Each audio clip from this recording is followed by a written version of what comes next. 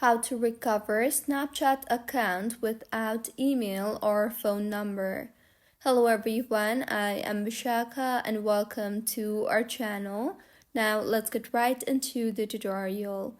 Firstly, go ahead and open your preferred browser and in the search bar, search for support.snapchat.com. Here, scroll down and tap on the Contact Us option and further select the I can't access my account option and, when prompted, select the I forgot my password option.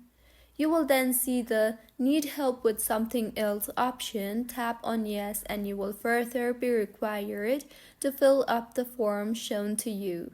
Enter the details such as your username, email that is valid as Snapchat will reply in that particular email. Next, enter your mobile number and further enter the description of your query. Finally, tap on the Submit button and with this, your request has been submitted to Snapchat support team and they will send a reply regarding the same. So this is how you can recover Snapchat account without email or phone number. If you find this tutorial helpful, please like the video and do comment if you have any queries.